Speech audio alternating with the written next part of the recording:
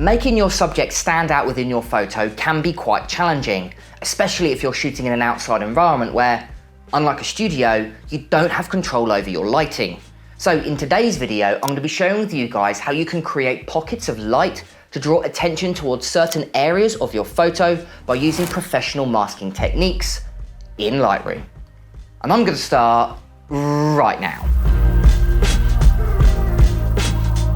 Now, when shooting in a studio, it's really easy to separate your subject or your main subject from the background and make them really pop. We can just do that by simply moving lighting around. Take this shot as an example. I've got my main light here, lighting myself, lighting the keyboard and my desk area, but it's not lighting the background. So we're using luminance to separate my main subject, aka myself, from the background. We can also use color as well. Got a little strip lighting here. Obviously, I'm not blue. I'm wearing a different color to blue as well, which is why you'll often see I don't wear blue in my videos.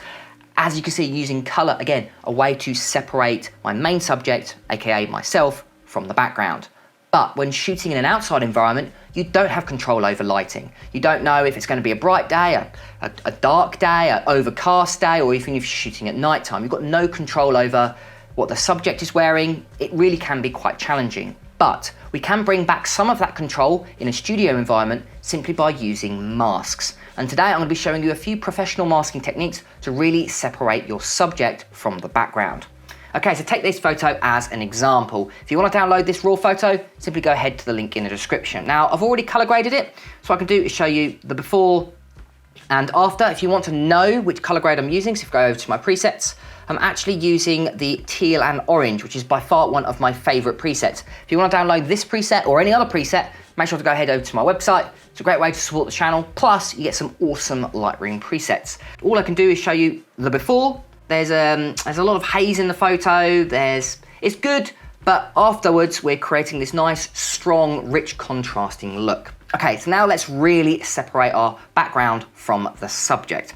So let's go ahead and jump over to our masking panel. Now we're going to be creating a few masks. Predominantly we're going to be using AI subject masks as well as a few linear and radial gradient masks as well. Okay, so the very first mask we're going to do is going to create a darkened mask, because what we want to do is darken certain parts of the photo, again creating a few local adjustments. So the first one we're going to do is going to go ahead and create a linear gradient. Now what I want to do is darken the background here. I really want to darken all these rocks. Already they're quite dark, but we can make them even darker, drawing our attention to the main subject by basically creating a pocket of light. So what we're going to do is with our linear gradient, we're going to go ahead and just hold down Shift and create a gradient like so. Now I don't want it to affect those shoes. So what we're going to do is we're going to subtract it from an AI subject mask. So what we're going to do is with that mask selected, we're going to go ahead and click Subtract. And this time we're going to go down to Select People. Now with people, go ahead and select the mask you want. So I'm going to go ahead and select entire person. I don't want any of the person to be selected. I'm going to go ahead and down and create mask. And you can see if I do show overlay, it might be difficult to notice, but if I make it a little bit bigger, you can see it's not selecting that person. So it doesn't matter what effects we make, it won't affect the subject in our frame, which is really handy. Now with that, we're going to go to my exposure here. I'm going to go ahead and darken that down. I'm going to darken it down pretty much by one entire stop there. Now, as you can see already, that's made a decent change, but we've also got a darker section or a darker pocket of light on the right-hand side as well as the left-hand side. So we can actually add to this mask. So what we're going to do is with that mask selected, what I might actually do is just simply call this darken mask. So go ahead and click OK.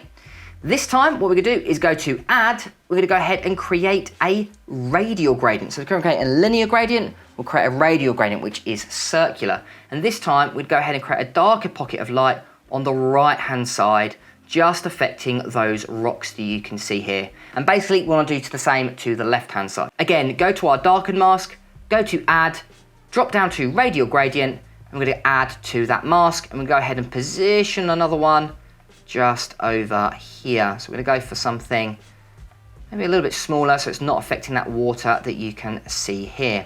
Now I really like this water here, this mist and haze that's appearing, and basically I want to emphasize that, and we can do that by basically adding in a fog and mist mask almost. So what we're going to do this time, create new mask.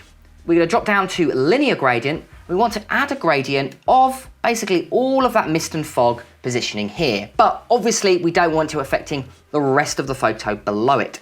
So this time again, subtract, we're gonna go down to linear gradient, and then we're gonna go ahead and basically just remove it from that section there. So all we're doing is basically creating a nice subtle gradient, but again, it's affecting the main subject. So again, subtract, people, we wanna remove it from that section. So select one person, we're gonna go all the way down to create mask. And as you can see, what we're doing is we're adding and subtracting different parts of our mask to basically select the exact area you want. Now we're also, I'm not sure if you can see, but there's a rock there. So again, subtract, brush. This time we're gonna brush that particular rock out. So I might make it a little bit bigger, increase the feather there. Just ever so slightly brush out that rock there so we can see that. Now, once we've created the selection we want, again, we can see how many we've done. This is what I mean by using professional masks. A lot of people I see will just create 1 or 2 masks and that's it. But you can really cut out different sections by adding and subtracting masks. And this is my biggest top tip when it comes to masking. Don't just be happy with the masks that Lightroom gives you. Create your own custom look with your masks by adding and subtracting different parts of your image. It's really handy. And that's the biggest tip that I can give when it comes to using Lightroom masks is don't just work with one linear gradient or one radial gradient. Use a linear gradient and subtract it with the person, and you can really customize what your masks look like inside Lightroom. So once you've made your mask and you're happy with it, now all I'm gonna do is I'm gonna go all the way down to my clarity and dehaze.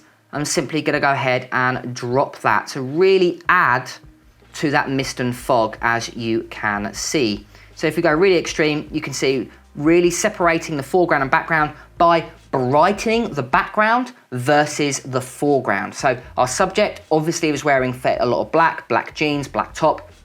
So we can make it even more extreme, really separating our background because we're basically brightening it. So again, using luminosity to our advantage there. And actually I can go even further by going to my highlights here and actually bringing that up, maybe bringing up there as well, and then maybe bringing down the shadows, or bringing up the shadows just a little bit. So we can see we're creating a real high contrast look, really separating the foreground and background. Now I also want to create a little bit of haze, a little bit of mist just in the top section here. So what I can actually do is go down to create new mask, radial gradient, create a nice big size radial gradient here. What I'm going to do is I'm going to go to my feather here, increase that all the way to 100%. And all I'm going to do is just simply brighten it slightly, adding a little bit of almost bloom look from the kind of sky there because it's completely washed out. Then again, same situation, clarity and dehaze, drop those down just by a little bit there.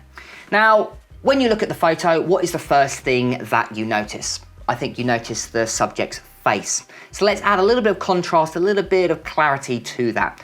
Now we can do that 2 ways. You can either just use a simple radial gradient or you can create a people mask, and that is what we're going to do. We could create an AI selection there.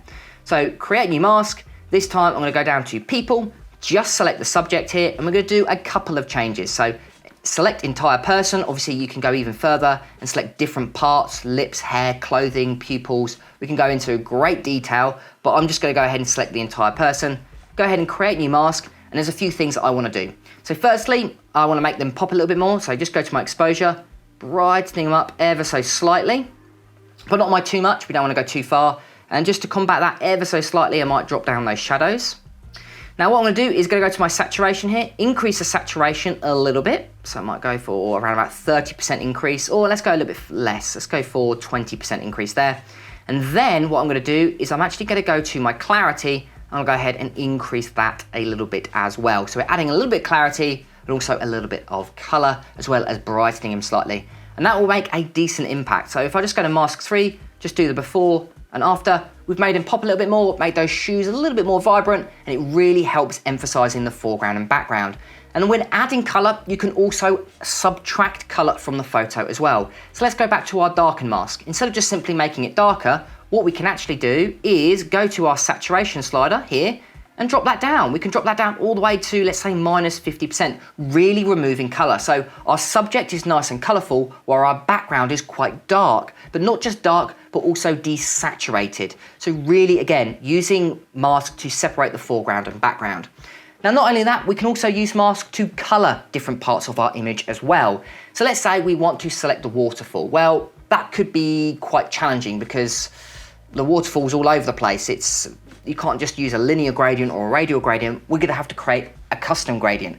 And this is an awesome gradient I'm gonna be showing you. So we're actually using, I think, 3 different gradients to actually cut out this particular waterfall.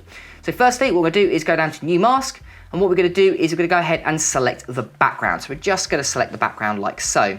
Now we just wanna select the highlight parts. The waterfall's predominantly bright, so we just wanna select the highlights. So to do so, what we're gonna do is create New Mask, and now what we're gonna do is drop down to Luminance Range. Now Luminance Range basically allows you to select a different brightness section of your photo. So just the highlights, just the midtones, or just those shadows. So with that, I'm gonna go ahead and select the white part of our image here. And what it'll do is it'll quickly show you our overlay. Now we can adjust that slightly by going into our luminance range here. And what we can do is just select that, maybe add a little bit more, maybe a bit more of a gradient there. Go for something like so. All we wanna do is just select the waterfall. So I might go for something like so. Now obviously we've still got parts that we don't want to be selected. So we've still got the ground, we've still got the subject, and we've still got the sky. So with that thinking, what do we need to remove? Well, the first one, subtract. Let's go ahead and remove it from the bottom. So let's go ahead and just use a radial gradient, remove it from the bottom. So we go for something like so. So as you can see, we've now removed it from the bottom. Now let's remove it from the sky. So again, subtract, go to the sky here, remove it from the sky, it's detecting the sky. As you can see, it's completely gone. And now let's remove it from our main subject. So subject, let's go down to people, select the person, and simply go ahead and create mask. So now what we've done is we've used background mask, selected or refined it using the luminance range, subtracted it from the bottom using a linear gradient, subtracted it from the sky using a sky mask, and subtracted it from the person. And now what we can actually do is colorize the water. So I'm gonna go to my temperature slider here and simply add in a little bit of blue, not by much, maybe -30 there. I might increase the saturation a little bit more as well. So you can see we can really customize what we're selecting by adding and subtracting different masks to each other. And now what I can do is actually show you the overlay. We've created an awesome look by just selecting the waterfall, by basically removing different parts of our image. And now all I can do is if I go back to edit, I can show you the before and after. So what I can do is show you the before, but now if I go ahead and click the after, there's a dramatic difference. We've darkened different parts of the image, we've brightened different parts of the image, and really made our subject stand out by adding a little bit of color and also a little bit of clarity. So hopefully this video helped you out with how you can really separate your subject from the background by using customized masks, by adding and subtracting masks together to create an awesome effect.